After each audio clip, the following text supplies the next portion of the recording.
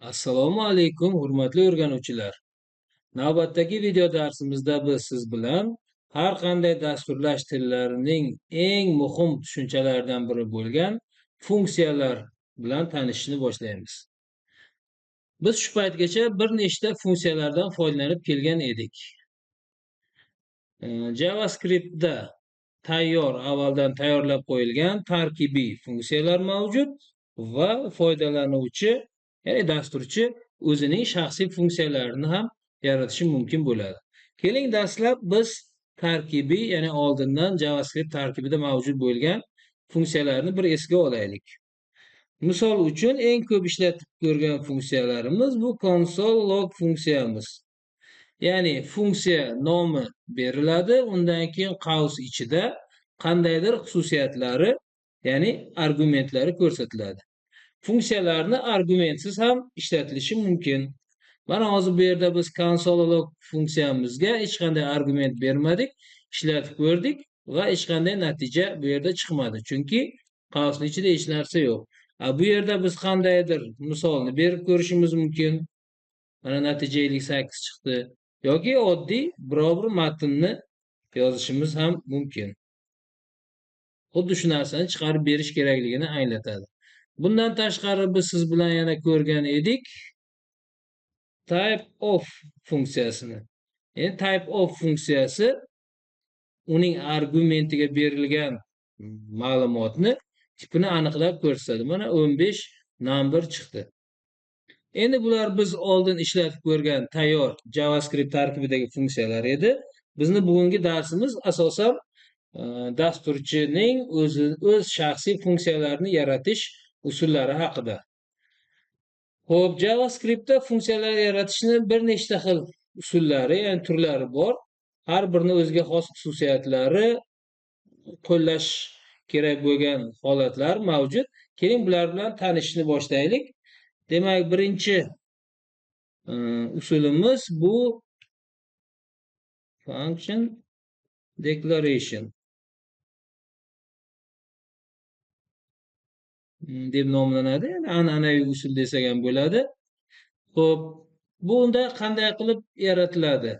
Keling, har bitta turga bitta ikkitadan misollar ko'rib, namunalar bilan tushuntirib ketaveramiz. Demak, bu yerda dastlab function so'zi yoziladi, bitta joy tashlanadi va funksiyamiz nomi yoziladi. Aytaylik, say hello deb nom berdik va qaus ochib yopamiz, albatta. Undan keyin bitta bo'sh joy tashlab, figurali qausni ochib yopamiz.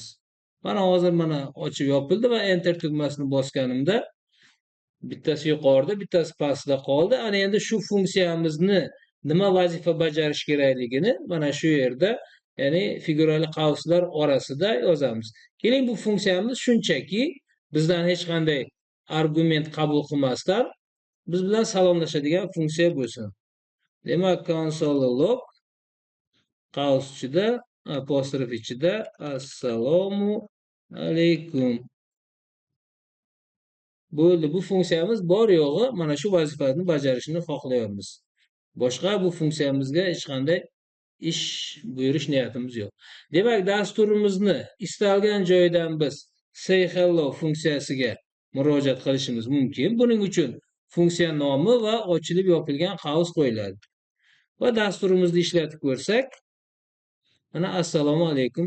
Demak, funksiyalar yaratishdan maqsad bir marta yaratib qo'yilgan funksiyani siz istalgan marta chaqirishingiz mumkin. Mana shu hozir yaratgan say hello funksiyamizni biz 4 marta chaqirdik.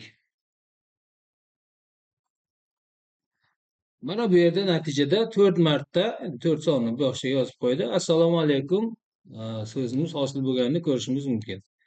Xo'p, endi yana boshqa bir funksiya yaratib ko'raylik. Xuddi shunday function declaration uslubida, an'anaviy usulda, ya'ni function so'zidan keyin bu yerga aytaylik kvadrat deb yozaylik va endi ikkinchi funksiyamizga qandaydir qiymat berish bilan ko'rib chiqaylik. X qiymatini beraylik. Bu yerda birinchi funksiyamiz shunchaki natijani chiqargan bo'lsa, ikkinchi funksiyamiz return Ya'ni bu qaytarish ma'nosini anglatadi. X ko'paytirilgan x ni chiqarishni, qaytarishni xohlaymiz. Ya'ni funksiyaga biz qandaydir bitta qiymat berdik va o'sha qiymatni o'zini o'ziga ko'paytiradi va return so'zi bilan qaytaradi. Endi funksiyamizni ishlatib ko'raylik.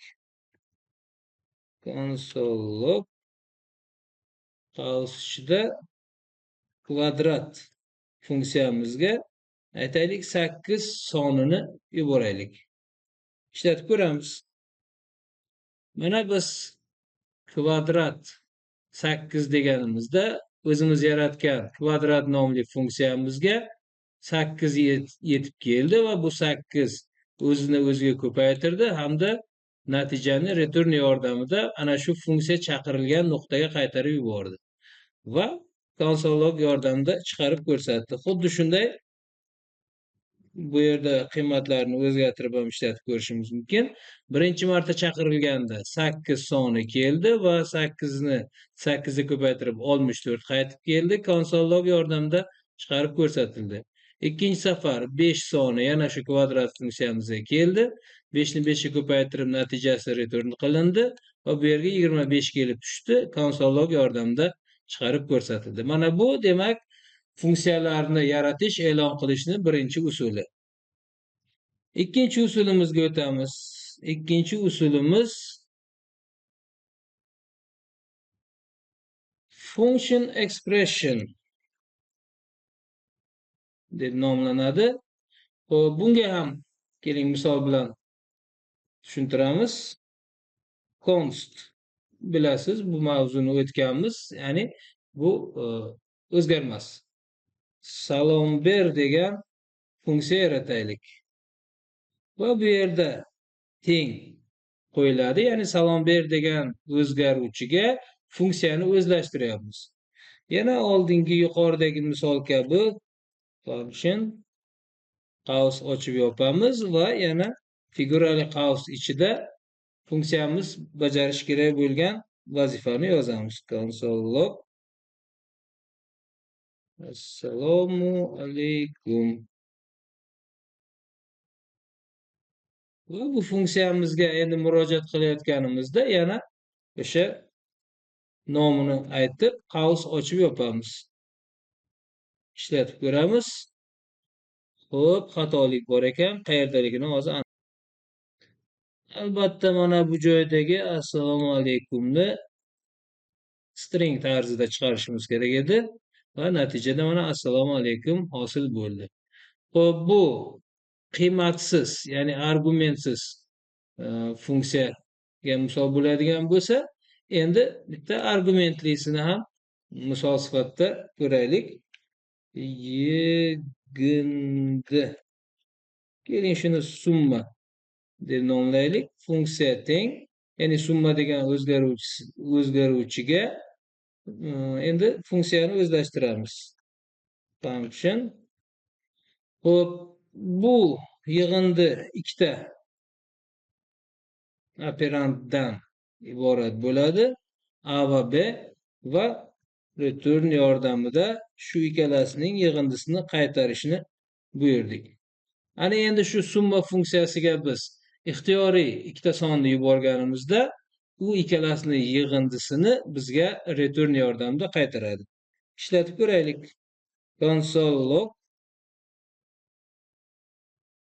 summa funksiyamizga 45 va 16 sonlarni yuboraylik. Ishlatib ko'ramiz.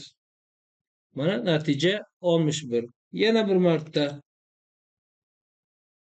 aytaylik boshqa sonlarni 25 bilan 17. Yana ishlatib ko'rsak, dastlabki summa funksiyamizga 45 va 16 bordi. Natija 61 bo'lib qaytib keldi va console log yordamida chiqarildi. Keyingi safar 25 va 17 yana shu funksiyamizga borib tushdi. A va B summasi hisoblandi. 42 return yordamida console log funksiyasiga yuborildi va shu funksiya natijasida chiqarib ko'rsatildi. Funksiyalarni e'lon qilish, ulardan foydalanishni yana 2 xil turi bor. Ushbu video darsimiz 10 daqiqaga yetib qoldi. Shuning uchun keyingi video darsimizda yana 2 xil turni ko'rib chiqamiz. E'tiboringiz uchun rahmat.